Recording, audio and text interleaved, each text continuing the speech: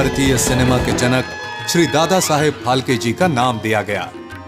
दादा साहेब फाल्के, जिन्होंने पहली भारतीय फिल्म राजा हरिश्चंद्र का निर्माण किया था।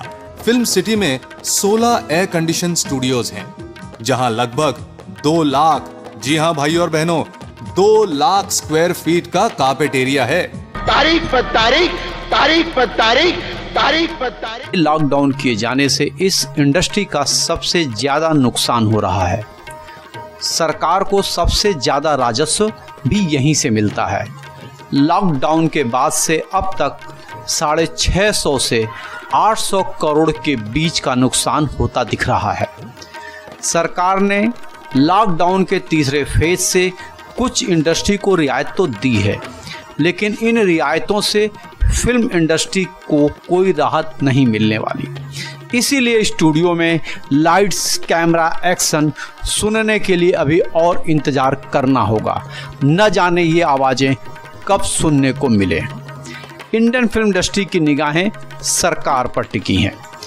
किन किन शर्तों के साथ स्टूडियो में फिर काम शुरू हो सकेगा और मल्टीप्लेक्स और सिनेमा घरों के सिल्वर स्क्रीन पर फिल्मों की रंगीन छटा बिखरती हुई दर्शकों को देख सकेंगे।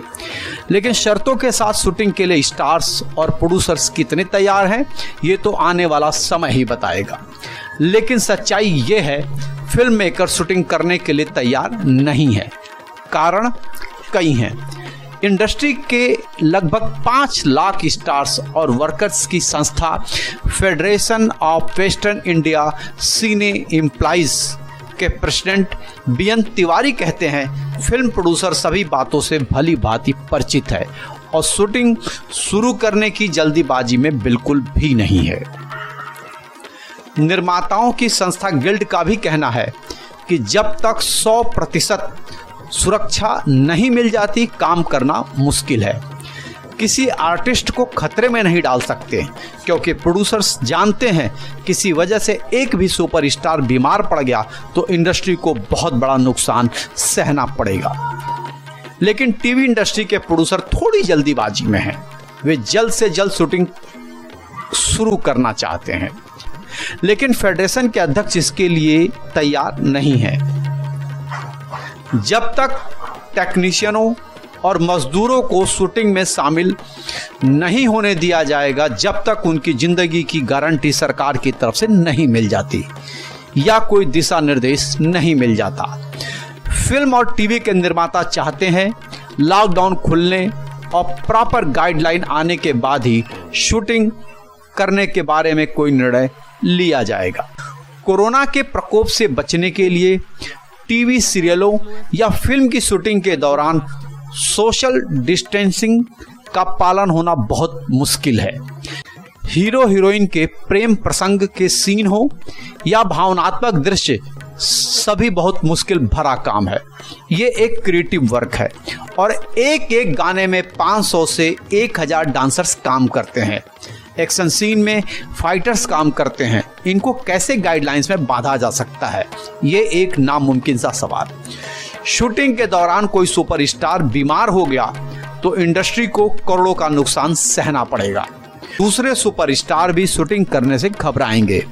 ऐसे में इंडस्ट्री हर तरह से सुरक्षित होकर शूटिंग करने के बारे में तैयारी कर रही है। इसके लिए कुछ और महीनों तक इंतजार करना पड़े तो कोई दिक्कत नहीं है।